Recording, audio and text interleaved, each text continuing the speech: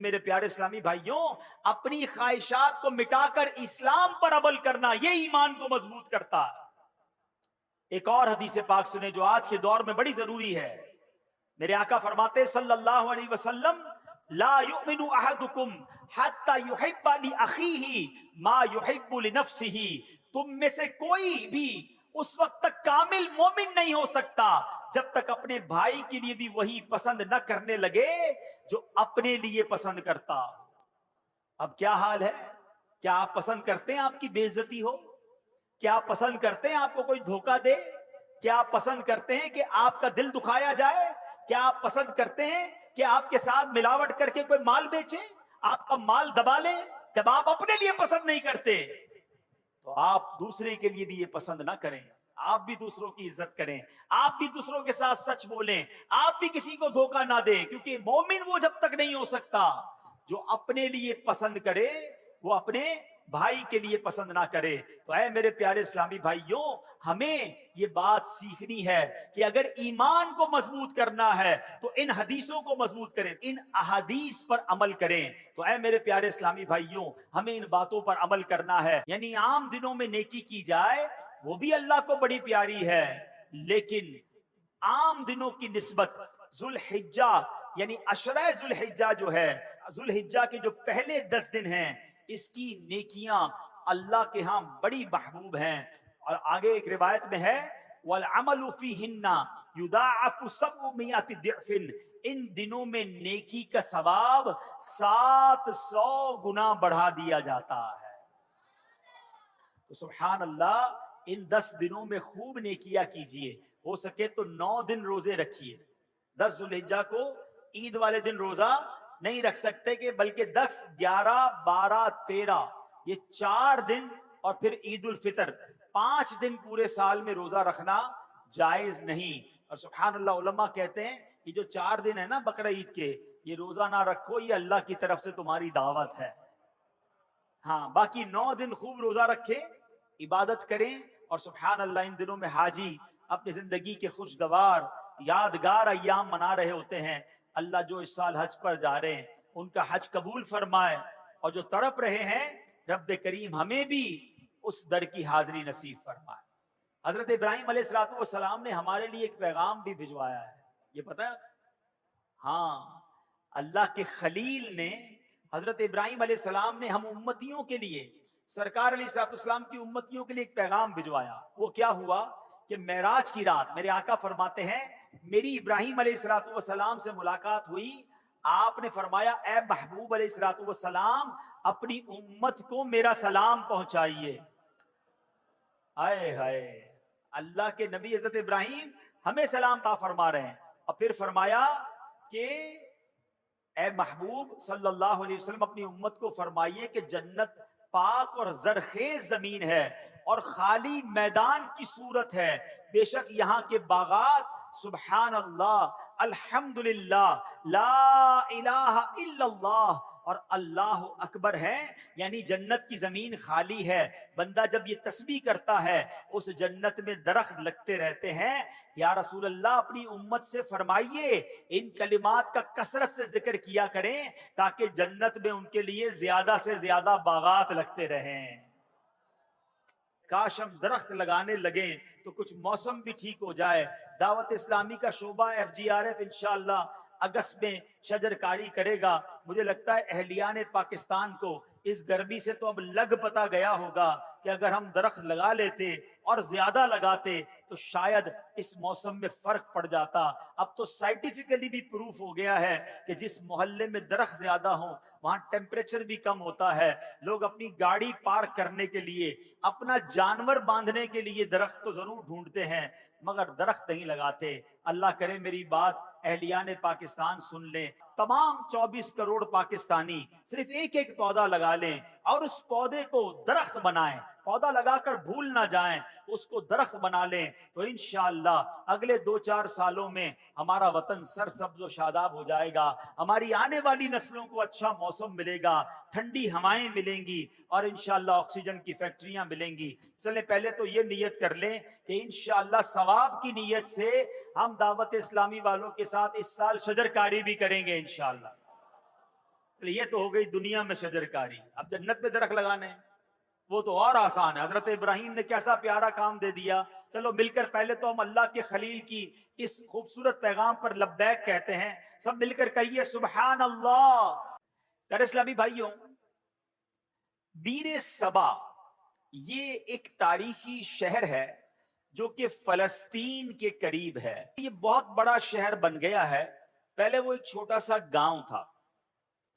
अरबी में बीर कुएं को कहते हैं और सबा का माना है 7, ये जो गिनती वाला 7 होता है ना, 7।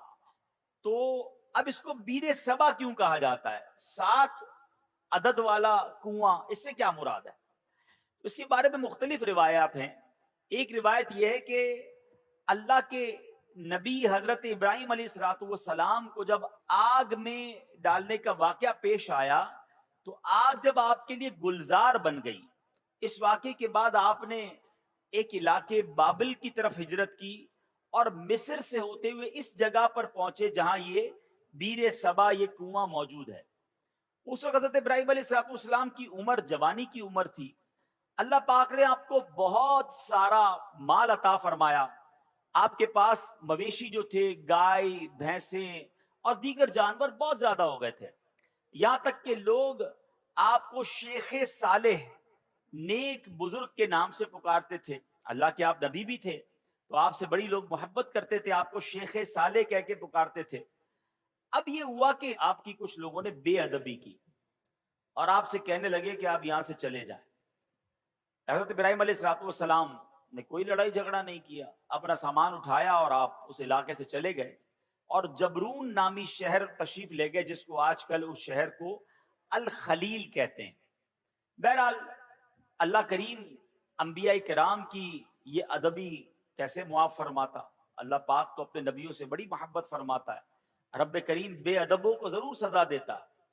अब क्या हुआ कि उस इलाके के लोगों को यह सजा मिली कि जब वो उस कुएं के पास पहुंचे जहां से पानी लेते थे, उस सारा कुआं जो है वो सूख गया था, बल्कि इस शहर में जितने भी कुएं थे सारे ही सूख गए थे। ये लोग बड़े परेशान हुए कि पानी का एक कतरा नहीं, किधर गया पानी? तो कुछ लोगों ने कहा कि शेख साले की बेअदबी की है, अल्लाह के नेक बंदे को हमने तंग किया है, ये हो सकता है इसी वजह से बेअदबी की हमें सजा मिली है। अब ये लोग फिर हज़रत इब्राहिम की बारगाह में हाजिर हुए, माफी मांगने लगे कि हुजूर हमें माफ कर दें, हमने आपको बाहर निकाल दिया, हुजूर वापस आ जाएं, इस शहर में फिर करम फरमाएं। हज़रत इब्राहिम अलैहिस्सलाम ने कहा कि मैं तो नहीं आता, अब तुम मेरी 7 बकरियां ले जाओ, एक एक बकरी को एक एक कुएं के पास खड़ी कर दो, जैसे ही वो बकरियां कुएं के पास पहुंचेगी इंशाअल्लाह कुएं में पानी वापस आ जाएगा। अब ये लोग 7 बरकत बकरियां लेकर वापस आए। जो ही उन्होंने बकरियों को कुएं के पास खड़ा किया, अल्लाह की रहमत देखें, उसी वक्त कुएं उबल पड़े और देखते ही देखते पानी से कुएं भर गए। इसी वजह से इस मकाम का नाम बीर सबा यानी 7 बकरियों वाला कुआं, ये नाम मशहूर हो गया। मेरे प्यारे इस्लामी भाइयों, इस वाक्य से क्या सीखने को मिलता है? पहले तो हजरत इब्राहिम अलैहिस्सलाम की क्या शान है, जो जुल्हिज्जा का महीना है, हजरत इब्राहिम की हमें याद दिलाता है। जितने हज के अरकान हैं उसमें हजरत इब्राहिम की, हजरत इस्माइल की, बीबी हाजरा की यादें हैं। सफा मरवा पर जाएं तो बीबी हाजरा की याद आती है। और सुभान अल्लाह, आप अबुल अंबिया हैं। याद रखिए, हजरत इब्राहिम के बाद जितने भी अंबिया आए इस दुनिया में, सब के सब हजरत इब्राहिम अलैहिस्सलाम की औलाद में से हैं। हजरत इब्राहिम का मकाम सरकारे दो आलम सल्लल्लाहु अलैहि वसल्लम के बाद कायनात में सबसे अफजल अगर कोई हस्ती है तो वो हजरत इब्राहिम अलैहिस्सलाम हैं। और सुभान अल्लाह, हजरत इब्राहिम की जहां और बहुत सारी बरकतें हैं, आपकी एक और शान ये भी है कि आपका जो चेहरा अनवर है वो सरकारे दो आलम अलैहिस्सलाम से बड़ी मुशाबहत रखता था। मेरे आका अलैहिस्सलाम फरमाते, जिसको इब्राहिम को देखना हो वो मुझे देख ले। हैं, नबी पाक के चेहरा अनवर से हजरत इब्राहिम अलैहिस्सलाम का चेहरा बड़ा मिलता। तो सुभान अल्लाह, एक तो उनका मर्तबा इतना बड़ा। तो पता चला کہ اللہ والوں کی، اللہ کے نیک بندوں کی اگر بے ادبی کی جائے تو پھر رب عز و جل برکت اٹھا لیتا ہے، پھر اللہ اسے سزا دیتا ہے۔ علماء کرام موجود ہیں، میرا تو بہت چھوٹا سا مطالعہ ہے مگر دو ہی چیزوں کے بارے میں پڑھنے کا موقع ملا کہ دو برے کام ایسے ہیں، اگر کوئی بندہ ان دو برے کاموں میں سے کوئی کام کرتا ہے تو اس کے بارے میں فرمایا یہ کام کرنے والا ایسا ہے کہ اللہ اس سے جنگ کا اعلان فرماتا ہے۔ یہ کتنے بڑے برے کام ہوں گے؟ وہ دو برے کام کون سے ہیں؟ ایک تو سود کا کام کرنے والا، اور دوسرا فرمایا اللہ کے کسی ولی سے جو دشمنی کرے رب اس سے جنگ کا اعلان فرماتا ہے۔ اب مجھے بتائیے اللہ سے جنگ کر کے کوئی جیت سکتا ہے؟ نہیں نا۔ تو پھر ہر معاملے میں ہر طریقے سے کسی بھی صورت سود کے قریب نہیں جانا ہے۔ اب سوال یہ ہے کہ ہمیں کیسے پتا چلے اللہ کا ولی کون ہے؟ یہ ذرا سمجھیے گا میری بات۔ اللہ نے اپنے اولیاء کو اپنے بندوں میں چھپا کر رکھا ہے۔ دیکھیں انبیاء تو جن کے نام ہمیں معلوم ہیں وہ انبیاء ہیں، ٹھیک ہے، اور 1,00,000 کم و بیش، ایک تو ان کا مرتبہ اتنا بڑا، تو پتا چلا کہ اللہ والوں کی، اللہ کے نیک بندوں کی اگر بے ادبی کی جائے تو پھر رب عز و جل برکت اٹھا لیتا ہے، پھر اللہ اسے سزا دیتا ہے۔ علماء کرام موجود ہیں، میرا تو بہت چھوٹا سا مطالعہ ہے مگر دو ہی چیزوں کے بارے میں پڑھنے کا موقع ملا کہ دو برے کام ایسے ہیں، اگر کوئی بندہ ان دو برے کاموں میں سے کوئی کام کرتا ہے تو اس کے بارے میں فرمایا یہ کام کرنے والا ایسا ہے کہ اللہ اس سے جنگ کا اعلان فرماتا ہے۔ یہ کتنے بڑے برے کام ہوں گے؟ وہ دو برے کام کون سے ہیں؟ ایک تو سود کا کام کرنے والا، اور دوسرا فرمایا اللہ کے کسی ولی سے جو دشمنی کرے رب اس سے جنگ کا اعلان فرماتا ہے۔ اب مجھے بتائیے اللہ سے جنگ کر کے کوئی جیت سکتا ہے؟ نہیں نا۔ تو پھر ہر معاملے میں ہر طریقے سے کسی بھی صورت سود کے قریب نہیں جانا ہے۔ اب سوال یہ ہے کہ ہمیں کیسے پتا چلے اللہ کا ولی کون ہے؟ یہ ذرا سمجھیے گا میری بات۔ اللہ نے اپنے اولیاء کو اپنے بندوں میں چھپا کر رکھا ہے۔ دیکھیں انبیاء تو جن کے نام ہمیں معلوم ہیں وہ انبیاء ہیں، ٹھیک ہے، اور 1,00,000 کم و بیش 24,000 انبیاء، جتنے بھی اللہ کے انبیاء ہیں سب پر ہمارا ایمان ہے۔ اب صحابہ کی بھی ایک لسٹ ہے کہ جنہوں نے نبی پاک علیہ الصلوۃ والسلام کا دور بھی پایا اور ان کا دیدار کیا یا ان کی صحبت اٹھائی، ایمان کی حالت میں ان کا دیدار کیا یا صحبت اٹھائی اور ایمان پر ان کا خاتمہ ہوا، وصال ہوا، وہ صحابی ہیں۔ لیکن ولی کو کیسے پہچانے؟ تو علماء فرماتے ہیں کہ اللہ نے اپنے ولیوں کو لوگوں میں چھپا کے رکھا ہے۔ ہو سکتا ہے آج شکارپور کے اس اجتماع میں اللہ کے بہت سارے اولیاء کرام موجود ہوں، ہمیں نہیں پتا۔ تو اب کرنا کیا ہوگا کہ ہمیں ہر مسلمان سے ادب سے بات کرنی ہے، ہر مسلمان سے پیار سے بات کرنی ہے، کسی کا دل نہیں دکھانا۔ کیا پتا میں کسی کے ساتھ بدتمیزی کروں وہی اللہ کا ولی ہو، اور ویسے ہر مسلمان کے ساتھ بدتمیزی سے بچنا ہے، ادب تو سب کا کرنا ہے، لیکن اللہ کے ولی کے ساتھ تو بیڑا غرق ہو جائے گا نا۔ تو اپنی زبان کو احتیاط سے استعمال کریں، لوگوں کے ساتھ جو ہے وہ بدتمیزی نہ کریں، کسی پر ظلم نہ کریں، کسی پر زیادتی نہ کریں۔ ہمیں کیا معلوم اللہ کی بارگاہ میں اس کا کیا مرتبہ ہے، بلکہ احادیث میں یہ مضمون ملتا ہے کہ کچھ لوگ ایسے ہوں گے کہ جو پراگندہ بال ہوں گے، یعنی بال بکھرے ہوئے ہوں گے، کپڑے ان کے اتنے اچھے نہیں ہوں گے، ان کو اپنی محفل میں کوئی نہیں بلاتا ہوگا، نہ آئے تو کوئی نوٹس بھی نہیں کرتا۔ آقا علیہ الصلوۃ والسلام فرماتے ہیں مگر اللہ کی بارگاہ میں ان کا وہ مقام ہوتا ہے کہ اگر وہ قسم اٹھا لے کسی معاملے پر رب ان کی قسم پوری فرما دیتا ہے۔ ہم تو عام طور پہ لوگوں سے ملتے بھی ان کے لباس کو دیکھ کے، ہاں یار یہ ذرا رکھ رکھاؤ والا ہے، اس سے ملنا ہے، اس کو ساتھ بٹھانا ہے، نہیں یار اس کے کپڑے میلے ہیں، یہ تو دکھنے میں بڑا غریب لگتا ہے، ٹوٹی ہوئی چپل پہن کر آیا ہے، اس کو کہاں اپنے قریب آنے دوں، اس کے کپڑوں سے بو آ رہی ہے۔ نہیں، کسی کے لباس، کسی کے حلیے، کسی کی غربت دیکھ کر اس کی بے عزتی نہیں کرنی ہے، سب کے ساتھ پیار سے پیش آئے۔ ہمیں نہیں پتا اگر وہ اللہ کا ولی ہوا اور کسی معاملے میں ہم سے ناراض ہو گیا نا تو چلتی گاڑی رک جانی ہے، سارے بنے کام بگڑ جانے، کیونکہ رب کا ولی ہے، رب کا دوست ہے۔ ہمیں نہیں پتا ہم کسی کے ساتھ زیادتی کریں اور پھر جب رب بدلا دے، رب کی قدرت کی طرف سے بدلا آتا ہے، تو ہم مارے جائیں گے، ہم تباہ و برباد ہو جائیں گے۔ تو اے میرے پیارے اسلامی بھائیوں، پہلا مدنی پھول یہ لے کر جائیے، کسی مسلمان کے ساتھ زیادتی نہیں ہونی چاہیے، کسی مسلمان کو تکلیف نہ پہنچائیں۔ حدیث پاک میں آتا ہے من آذا مسلمن فقط آذانی، میرے آقا فرماتے ہیں جس نے کسی مسلمان کو تکلیف دی وہ ایسا ہے جیسا اس نے مجھے تکلیف دی۔ فرمایا ومن آذانی فقط آذ اللہ، اور جس نے مجھے تکلیف دی وہ ایسا ہے جیسے اس نے اللہ کو تکلیف پہنچائی۔ بات کہاں تک جاتی ہے؟ ایک مسلمان کو تکلیف دینے میں۔ اب وہ سوچے جو مسلمانوں کو گالیاں دیتے ہیں، وہ سوچے جو مسلمانوں کا مال دباتے ہیں، وہ سوچے جو چوریاں کرتے ہیں، جو زمین پر قبضہ کر لیتے ہیں، جو یتیم بیواؤں کا بلکہ اپنی بہنوں کا ورثہ دبا لیتے ہیں، وہ کیا جواب دیں گے اللہ کی بارگاہ میں؟ کیسے جواب دیں گے؟ تو کبھی کسی کو ہماری طرف سے تکلیف نہ ہو، اس بات کا خیال رکھیں۔ پھر اس واقعے سے ایک اور بات سیکھنے کو کیا ملی؟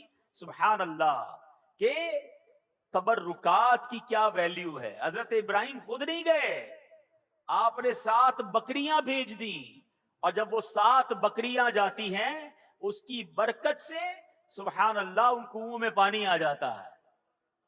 تو پتہ یہ چلا کہ اللہ کے جو اولیاء ہوتے ہیں، رب کے قریب جو لوگ ہوتے ہیں، ان کے قرب والی تبرک والی چیزوں میں بھی بڑی برکت ہوتی ہے۔ ان تبرکات کی برکات سے مشکلات ٹل جاتی ہیں، پریشانیاں حل ہوتی ہیں، دلوں کو سکون ملتا ہے، بیماریاں دور ہوتی ہیں۔ ارے جناب لوگ کہتے تبرک کی کوئی ریفرنس دیجئے، تبرک کیسے ہو گیا اور تبرک کا کیا جناب کوئی حقیقت ہے؟ ارے آپ نے اگر قرآن پڑھا ہوتا تو یہ سوال کبھی ذہن میں پیدا نہ ہوتا۔ پڑھیے سورہ یوسف، پڑھیے اس کی تفسیر۔ حضرت یعقوب علیہ السلام جب حضرت یوسف کی یاد میں آنسو بہاتے تھے، آپ کی بینائی کا ذوف بڑھ گیا، بینائی کمزور ہو گئی۔ بہت طویل واقعہ ہے۔ حضرت یوسف کو جب پتا چلا، جب آپ مصر کے بادشاہ بن چکے تھے، اللہ اکبر، حضرت یوسف بھی اللہ کے نبی ہیں، ذرا غور سے بات سنیے گا، حضرت یعقوب بھی اللہ کے نبی ہیں، یہ دونوں نبی اللہ سے یقیناً دعا کر سکتے ہیں، مگر حضرت یوسف اپنے بھائی کو کہتے ہیں ایسا کرو، میرا یہ قمیص جو ہے لے جاؤ میرے والد کے پاس، ان کی آنکھوں پر رکھ دینا، اللہ اس کی برکت سے ان کی بینائی کا ذوف دور کر دے گا۔ اور یہ واقعہ قرآن میں بیان ہو رہا ہے۔ اگر تبرک کی ویلیو نہ ہوتی تو حضرت یوسف دعا فرماتے، یقیناً اللہ کے نبی ہیں، وہ دعا فرماتے، اللہ ضرور دعا کرم فرماتا، مگر سبحان اللہ یہ قرآن کا واقعہ بتا رہا ہے کہ اللہ والوں کی نسبت رکھنے والی چیز میں اللہ کریم نے اپنی رحمتوں سے برکت ڈالی ہے۔ تو تبرک کی اہمیت سمجھیے، اور اللہ والوں کا اگر کوئی تبرک مل جائے تو اس کا ادب کرنا چاہیے۔ ایک جملہ یاد کر لیجئے، با ادب با نصیب، اور بے ادب بد نصیب۔ جو ادب نہیں کرتا اس کو برکتیں نہیں ملتی۔ سبحان اللہ، حضرت ابراہیم کی بات چل رہی ہے، اللہ نے اس تبرک کو کیسے باقی رکھا ہے، اس کی حفاظت کا کیسے انتظام کیا ہے۔ جناب 400-500 سال، 700-800 سال میں عمارت تباہ ہو جاتی ہے، عمارت مخدوش ہو جاتی ہے، گرنے کے قریب ہو جاتی ہے۔ یہ پتھر 5000 سال سے زیادہ اس میدان میں گویا پڑا ہوا ہے، اس میدان میں جلوہ فرما ہے۔ اس پتھر پر اب جا کر یہ جو مقام ابراہیم کے اوپر آپ دیکھتے ہیں نا، ایک بہت خوبصورت سا گولڈن کلر کا ایک کیس بنا دیا گیا ہے، ایک اس کو حفاظت کر دی گئی ہے اس کی۔ یہ پہلے ایسا نہیں تھا، یہ 200-400 سال پہلے ہوا ہوگا۔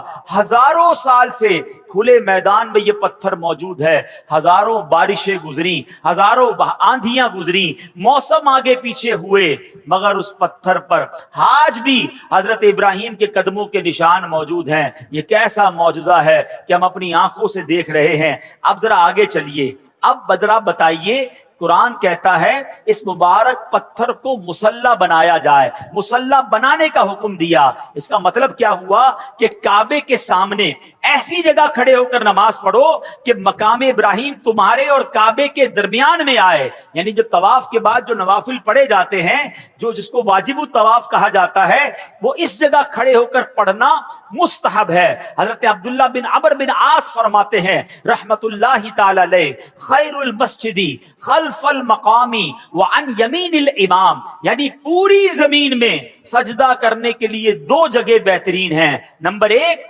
मकाम इब्राहिम के पीछे, और नंबर दो हम जब भी नमाज जमात से पढ़ें तो इमाम साहब की सीधी जानिब। सुभान अल्लाह, ये भी पता चला कि जब जब जमात में नमाज पढ़ने का मौका मिले, अल्लाह करे बा जमात नमाज हम पढ़ने वाले बन जाएं।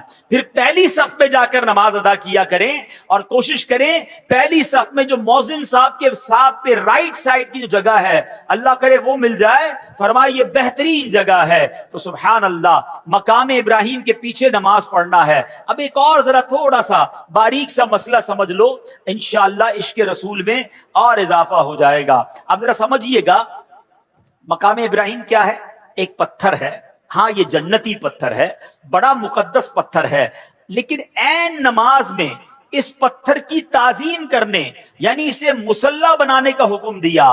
अब सोचने की बात है, उलमा बैठे हैं कि हालत नमाज में एक पत्थर की ताजीम करने से नमाज में कोई नक्स नहीं आता है, नमाज में कोई कमी नहीं आती है, नमाज टूटती नहीं है, बल्कि नमाज मुकम्मल रहती है। बल्कि तो भला खुद अंबिया इकराम अलैहिमुस्सलातु वस्सलाम, बल्कि नबियों के इमाम जनाब रसूलुल्लाह सल्लल्लाहु अलैहि वसल्लम का अगर किसी को नमाज में ख्याल आ जाए तो उसकी नमाज में कैसे खलल वाक़े होगा, उसकी नमाज में क्या कमी आ जाएगी। सुभान अल्लाह, सच यही है कि हालत नमाज में नबी की ताजीम का ख्याल आने से नमाज टूटती नहीं, बल्कि कामिल व अकमल हो जाती है। किसी आशिक ने क्या खूब कहा, किया क्या करम किया तेरी याद ने, मुझे आ जगाया नमाज में। क्या करम किया तेरी याद ने, मुझे आ जगाया मेरी नमाज में। मेरे वो भी सजदे अदा हुए जो कज़ा हुए थे नमाज में। अल्लाह अकबर, यानी नबी पाक की याद अगर नमाज में आ जाती है तो गफलत की नींद उड़ जाती है। और सुभान अल्लाह, नमाज का तोहफा भी तो नबी पाक ने हमें दिया है, नमाज की तालीम भी नबी पाक अलैहिस्सलातु वस्सलाम ने हमें दी है। तो सुभान अल्लाह, ये है जनाब तबरुकात की हैसियत और तबरुकात की बरकत। अल्लाह से दुआ करते हैं रब्बे करीम हमें मक्का पाक की हाजिरी अता फरमाए, हज की शहादत नसीब फरमाए, मकाम इब्राहिम का दीदार नसीब फरमाए, और मकाम इब्राहिम के पास नमाज अदा करना भी नसीब फरमाए। हाँ, एक मसला बता देता हूं, जब जब ये फजीलत सुनते हैं ना, तो हमारे कुछ हाजी साहिबान समझते हैं, चाहे वो उम्रे पर जाएं या हज पे जाएं, कि जनाब अब तो बिल्कुल मकाम इब्राहिम के पीछे नमाज पढ़ेंगे तो नमाज होगी, वरना नमाज ही नहीं होगी। अब उसके लिए वो जनाब तवाफ रोक कर 4-5 बंदे हाथ बांध लेते हैं कि नहीं भाई इधर ही नमाज पढ़नी है। अब उस पे हजारों लोग गुजर रहे होते हैं, और अब माशाल्लाह तवाफ में तादाद भी ज्यादा होती है। तो अगर मकाम इब्राहिम पर आपको जगह ना मिले तो हरम पाक में जहां भी जगह मिले, आप वहां पर वाजिबु तवाफ जो है, जो नमाज के नवाफिल हैं तवाफ के, वो अदा कर सकते हैं। वो कहीं भी अदा कर लें, मकाम इब्राहिम पर जाकर अदा करना जरूरी नहीं है। बहरहाल मेरे प्यारे इस्लामी भाइयों, हजरत इब्राहिम का जिक्र खैर हो रहा है। एक मरतबा हजरत इब्राहिम अलैहिस्सलातु वस्सलाम समुद्र के किनारे से गुजर रहे थे। आप सुभान अल्लाह, आप अलैहिस्सलातु वस्सलाम ने देखा कि एक लाश पड़ी हुई है। हालत यह है कि समुद्र की मछलियां भी उसे नोच रही हैं और परिंदे भी उसका गोश्त खा रहे हैं। ये देखकर हजरत इब्राहिम अलैहिस्सलातु वस्सलाम को बड़ी हैरत हुई। वैसे हजरत इब्राहिम अलैहिस्सलातु वस्सलाम का ईमान और यकीन कितना पुख्ता था, इस पर तो कोई कलाम नहीं हो सकता। आप जैसा कामिल ईमान वाला कौन हो सकता है। ये तो सिर्फ एक हैरानी थी कि ये लाश जब कई सारे टुकड़ों में बट गई है, इसका कुछ गोश्त मछलियों के पेट में चला गया है, कुछ परिंदों के पेट में चला गया है, कुछ पानी में लग लग कर गल गया है। एक लाश के इतने सारे टुकड़े बट गए हैं, कयामत आने में अभी सदियां बाकी हैं। हैरत की बात यह कि अल्लाह कैसे कयामत के दिन मुर्दों को जिंदा करेगा और ये सारा गोश्त जो इसका है इसके जिस्म पर वापस आ जाएगा। तो सुभान अल्लाह, آپ نے رب کریم کی بارگاہ میں سوال کیا ربی ارنی کیف تحیی الموتا، اے میرے رب تو مجھے دکھا دے کہ تو مردوں کو کس طرح زندہ فرمائے گا۔ اللہ اکبر۔ اب آپ کا ایمان تو مضبوط ہے مگر آنکھوں سے دیکھنا چاہتے ہیں۔ اس پر کوئی اعتراض کر سکتا تھا کہ شاید حضرت ابراہیم کو کوئی شک تھا، لہذا اللہ پاک نے حضرت ابراہیم علیہ السلام کی زبانی ہی جواب دلوایا۔ ارشاد ہوا اولم تؤمن، کیا تجھے یقین نہیں؟ حضرت ابراہیم نے عرض کیا بلا ولکن لیطمئن قلبی، یقین کیوں نہیں مگر یہ چاہتا ہوں کہ میرے دل کو قرار آ جائے، اپنی آنکھوں سے دیکھنا چاہتا ہوں مولا تیری قدرت کیسی ہے۔ سبحان اللہ، میں دیکھنا چاہتا ہوں، مجھے علم الیقین حاصل ہے، مجھے عین الیقین یعنی آنکھوں سے دیکھ کر مزید پکا یقین حاصل کرنا چاہتا ہوں۔ سبحان اللہ، رب کریم نے کیا حکم دیا، رب کریم نے یہ خواہش کیسے پوری فرمائی؟ فرمایا ابراہیم 4 پرندوں کو لو، ان چاروں پرندوں کو اپنے ساتھ کچھ ہلا بھی لو، اب ان چاروں پرندوں کو ذبح کرو اور ان سب کا قیمہ بنا کر چاروں کو ایک دوسرے کے ساتھ ملا لو اور ان چاروں ٹکڑوں کو مختلف جگہوں پر رکھ کر انہیں پکارو۔ اللہ اکبر۔ حضرت ابراہیم نے کیا کیا؟ 4 پرندے لیے، ایک مور لیا، ایک مرغ، ایک کبوتر اور ایک گدھ، یہ ایک روایت میں کوا، یہ 4 پرندے لیے، ان کو جناب ذبح کیا گیا۔ ان چاروں کے سر حضرت ابراہیم نے اپنے پاس رکھ لیے اور اس کا قیمہ بنایا، قیمہ بنا کر 4 پہاڑوں پر الگ الگ رکھ دیا۔ کتنا مکسچر ہو چکا ہے، اور اب حضرت ابراہیم پکارتے ہیں اے کبوتر، اے مور، یا ایتھا الحمامہ، یا ایھا الدیک۔ آپ نے اپنی آنکھوں سے دیکھا کہ وہ قیمے کے اجزاء اڑنے لگے اور سارے پرندے دوبارہ بن گئے، سر نہیں ہے مگر دوڑتے ہوئے آئے، اور حضرت ابراہیم کے پاس جو سر رکھے ہوئے تھے اپنے اپنے سر کو گویا اپنے سر میں لگایا، اپنی گردن میں لگایا اور وہ دانہ چگنے لگے، پھر سے زندہ ہو گئے۔ اللہ اکبر۔ اللہ کریم نے حضرت ابراہیم کے سامنے اپنی قدرت کا کیا شاندار نظارہ دکھایا، یہ واقعہ قرآن میں موجود ہے، مگر سبحان اللہ اس واقعے سے ہمیں بہت ساری باتیں سیکھنے کو ملتی ہیں۔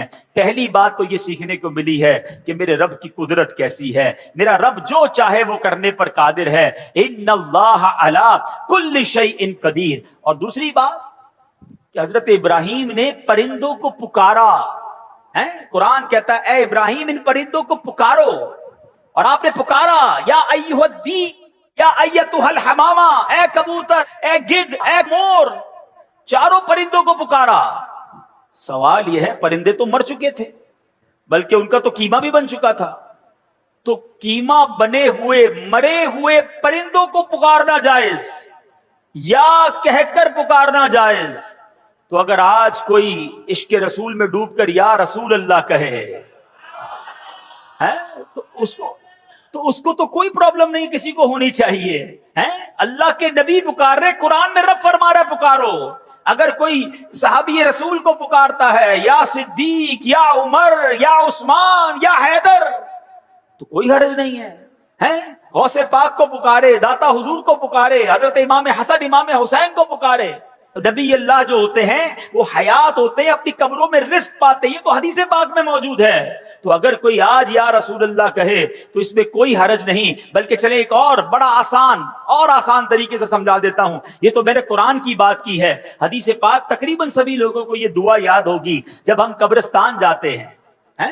مشکات شریف کی حدیث میں بھی یہ دعا موجود ہے اور کئی سارے لوگوں کو یاد ہوگی۔ قبرستان کی دعا یاد ہے نا، السلام علیکم یا اہل القبور یغفر اللہ لنا ولکم وانتم سلفنا ونحن بالاثر۔ کیا خوبصورت دعا ہے، بلکہ اس دعا میں ایک میسج بھی بڑا پیارا ہے۔ اللہ کرے قبرستان جائیں تو یہ دعا کا میسج بھی تو سمجھیں۔ معنی کیا بنتا ہے اس دعا کا؟ السلام علیکم یا اہل القبور، اے قبر والو تم پر سلام ہو، یغفر اللہ لنا ولکم، اللہ تمہاری اور ہماری مغفرت فرمائے، وانتم سلفنا، تم پہلے چلے گئے، وَنَحْنُ بِالْأَثْرِ، ہمیں پیچھے آنا ہے۔ کاش قبرستان جا کر یہ بات سمجھ آ جائے کہ یہ پہلے چلے گئے ہیں، ہماری باری آنے والی ہے، مجھے بھی اسی قبر میں جانا ہے، میرا بھی سب کچھ پیچھے رہ جائے گا۔ میں دنیا کے پیچھے اتنا نہ بھاگوں کہ قبر میں جب جاؤں تو وہاں مار پڑے۔ کاش اس دعا سے ہم یہ سبق حاصل کریں۔ اور سبحان اللہ، ایک مسئلہ کیا حل ہو گیا، مجھے بتائیے، قبرستان شکارپور میں بھی ہوگا نا؟ कब्रिस्तान में नेक लोग भी दफन हुए होंगे, गुनाहगार भी दफन हुए होंगे, नमाजी भी गया होगा, बेनमाजी भी गया होगा, इबादत गुजार भी गया होगा, शराबी भी गया होगा। सारे कब्रिस्तान वालों को जाकर आप क्या कहते हैं? अस्सलामु अलैकुम या अहलल कुबूर। नेक की कब्र पर भी या अहलल कुबूर, गुनाहगार की कब्र पर भी या अहलल कुबूर। मुझे बताओ, एक आम मुसलमान को या अहलल कुबूर कहने की इजाजत हदीस पाक के जरिए है। ये दुआ मौजूद है, नबी पाक ये दुआ कहते हैं। तो अगर मैं दाता हुजूर के कदमों में जाकर कहूं कि या दाता हुजूर, तो इसमें क्या प्रॉब्लम है? जनाब ये तो हदीस पाक से साबित है, तो इसमें कंफ्यूज ना हुआ करें। उम्मीद है ये मसला भी दूर हो गया होगा। अच्छा, यहां उलमा ने एक बड़ी प्यारी और भी बात सिखाई, सूफियाना तफसीर की है इस वाक़े की। ये जो 4 परिंदे हैं ना, कबूतर, मुर्ग, मोर और गिद्ध, फरमाया इन चारों में एक बुरी खसलत है। जो मोर है ना, उसको अपनी खूबसूरती पर बड़ा नाज है, घमंड, तकब्बुर। जो मुर्ग है उसमें बड़ी शहवत होती है। फरमाया कबूतर भी जो है अपनी ऊंची उड़ान पर बहुत ज्यादा गुरूर करता है, और गिद्ध जो है उसके अंदर बड़ी लालच होती है। क्या खूबसूरत बात उलमा कहते हैं, ये 4 बुरी आदतें हैं। हजरत इब्राहिम ने ज़िबा किया ना इन 4 परिंदों को।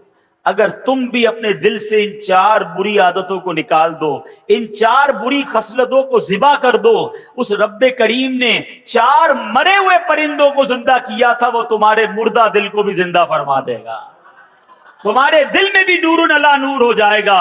बस इन बुरी खसलतों से अपने आप को बचाना है। सुभान अल्लाह। अब एक और बात सीखनी है इस वाक़े से, जो आज के दौर में बड़ी इंपॉर्टेंट है। हजरत इब्राहिम का ईमान कितना मजबूत है, पहले यह बात समझना। उनके ईमान का सदका अल्लाह अता फरमा दे। ऐसा ईमान था कि इतनी बड़ी आग में आपको डाला जा रहा था। आपकी उम्र कितनी थी उस वक्त? 18-20 साल। फरिश्ते आए थे आपके पास, ए इब्राहिम हमें कहिए, हम बारिश बरसा देते हैं। हवा का फरिश्ता आया, ए इब्राहिम आप कहें तो हवा चलाकर आग बुझा देते हैं। आपने कहा नहीं, मुझे तुम में से किसी से हाजत नहीं। जब बिल्कुल आग में फेंका जाने लगा, हजरत जिब्राइल आए, ए इब्राहिम आप मेरे लिए कोई काम हो तो बताएं। आपने फरमाया मुझे तुम्हारी कोई हाजत नहीं है। हजरत जिब्राइल कहते हैं, ए इब्राहिम फिर अल्लाह ही से अर्ज कर दीजिए कि वो आपको इस आग से बचा ले। ईमान की ताकत देखें, अल्लाह पर भरोसा देखें। हजरत इब्राहिम कहते हैं मेरा रब देख रहा है, उसने बचाना होगा तो वो बचा लेगा, वो जो चाहे मैं उसमें राजी हूं। अल्लाह अकबर। ये ईमान था। हजरत इब्राहिम के ईमान की बात करते हो, आपके ईमान का लेवल यह है कि आपको हुक्म मिला अपनी जौजा को, अपने दूध पीते बच्चे को एक सहरा में छोड़कर आ जाओ, जहां पानी भी नहीं है, जहां आबादी भी नहीं है। आप उस जगह पर छोड़ आए और फिर मक्का आबाद हो गया। आपको कहा जाता है अपने बेटे को ज़िबा करो, आप अपने बेटे को ज़िबा करने चल पड़ते हैं। अरे ऐसा ईमान! अल्लाह अकबर। शायर मशरिक कहते हैं ना, अगर आज भी हो इब्राहिम सा ईमान पैदा। हाँ, प्रॉब्लम यही है, हमारे ईमान में ही कमजोरी हो गई है। ईमान मजबूत हो जाए तो क्या होगा?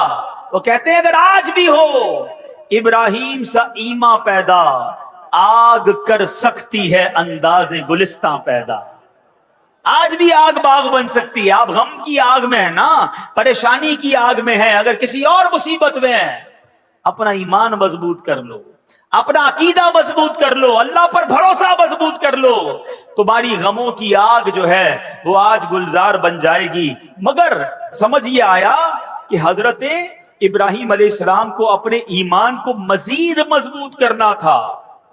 सीखने को यह मिला कि हमें भी ये काम करते रहना है कि हमारा ईमान भी मजबूत हो जाए, कहीं ईमान कमजोर ना हो जाए। ईमान की फिक्र करनी है। हदीस पाक में आया एक जमाना आएगा, आदमी सुबह को मोमिन होगा, शाम को काफिर होगा, और शाम को मोमिन होगा तो सुबह काफिर होगा।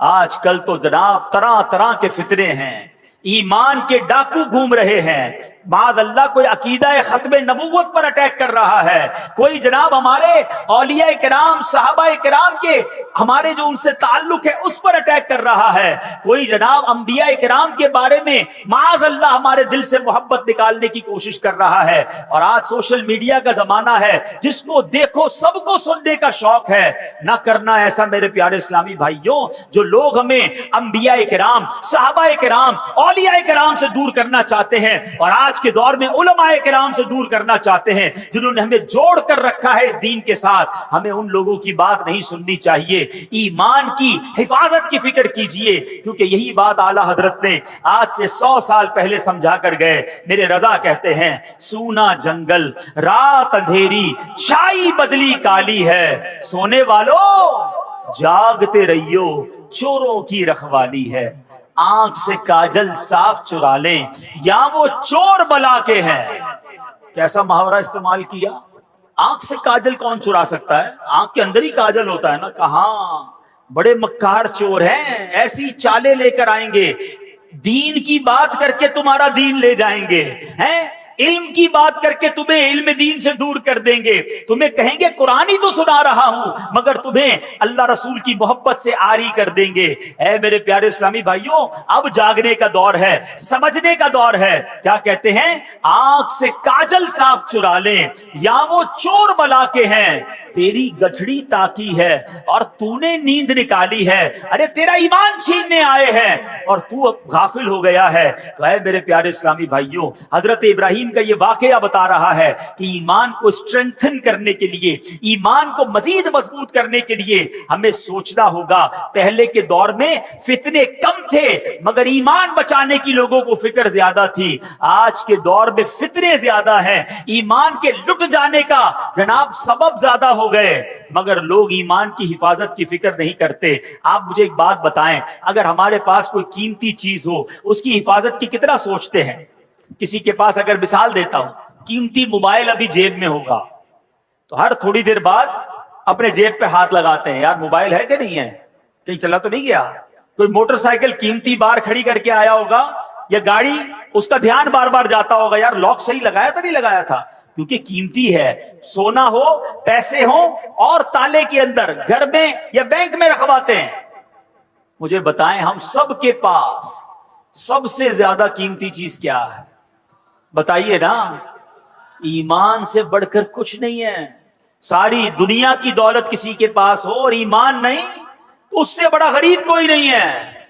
और मेरे पास कुछ ना हो, ईमान हो, तो मुझसे बड़ा अमीर कोई नहीं है। क्यों? कि जो ईमान सलामत लेकर कब्र में जाएगा ना, है वो हमेशा हमेशा जन्नत में रहेगा इंशाअल्लाह। अगर गुनाहगार भी हुआ, रब नाराज भी हुआ, किसी वजह से उसे जहन्नम में डाला भी गया, तो सजा भुगतने के बाद जब वो जन्नत में जाएगा ना, फिर जन्नत से बाहर कभी नहीं आएगा। कुरान कहता है, हुम फीहा खालिदून, हमेशा हमेशा जन्नत में रहेगा। तो ईमान इतनी बड़ी नेमत है। और जो कुफर पर जिसका खात्मा हुआ, जो ईमान के बगैर दुनिया से गया, अब वो जहन्नम में जाएगा और जहन्नम से कभी भी बाहर नहीं आएगा। हुम फीहा खालिदून। अब सोचो ईमान की कितनी फिक्र करनी चाहिए, मगर या किसी को टेंशन ही नहीं है। अपनी दुआ करवाएंगे, लोग करवाते भी है, दुआ करते भी है, या अल्लाह रोजी में बरकत दे दे, घर की हिफाजत हो, बच्चों की हिफाजत हो, फसल की हिफाजत हो। कभी तो दुआ करो या अल्लाह ईमान की हिफाजत हो, कभी तो दुआ करो या अल्लाह कब्र में ईमान सलामत लेकर जाऊं। यानी ईमान के बारे में सोचते ही नहीं है। हालांकि ईमान छिन सकता है। पहले तो ये समझिए, आपको पता है मेरे आका अलैहिस्सलाम की दुआ? पहले ये बताइए, प्यारे आका का कल्ब मुबारक कैसा है, आपका दिल अक़दस, आए हाय, तेरे सदके में आका सारे जहान को दीन मिला, जिनके सदके में ईमान मिला, वो दुआ करते थे। वो दुआ क्या थी? या मुक़ल्लिबल क़ुलूब सब्बित क़ल्बी अला दीनिका, ऐ दिलों को फेरने वाले, मेरे दिल को तेरे दीन पर साबित कदमी अता फरमा। ये अल्लाह के नबी दुआ हमारी तालीम के लिए फरमाते। हमें टेंशन ही कोई नहीं। ईमान की मजबूती के बारे में सोचिए। अब कैसे ईमान मजबूत हो, आइए सुनते हैं। حدیث پاک میں ہے لا یؤمن احدکم حتی اکون احب الیہ من والدہ وولدہ والناس اجمعین. آقا فرماتے تم میں سے کوئی بھی اس وقت تک کامل ایمان والا نہیں ہو سکتا جب تک مجھے اپنے والدین، اولاد اور سب لوگوں سے بڑھ کر محبوب نہ بنا لے. تو ایمان کیسے مضبوط ہوگا؟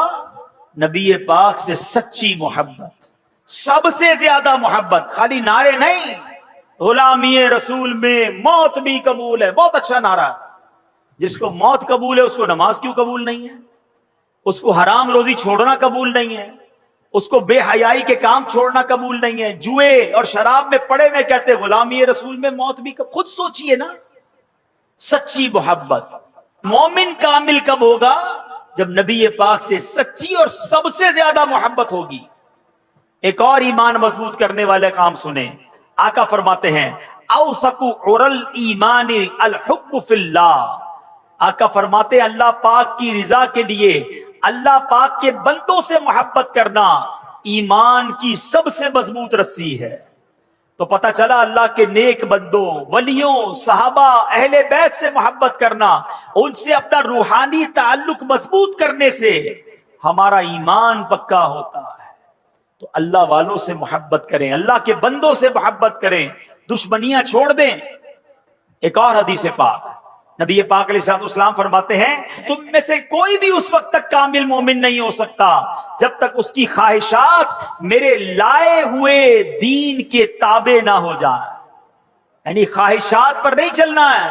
میری خواہشات، میری تمنائیں سب پیچھے ہیں. پہلے میرا دین ہے، پہلے میرا مذہب ہے، پہلے اسلام ہے. لوگ کہتے ہیں یار سب چلتا ہے، بچوں کی خوشی میں سب چلتا ہے.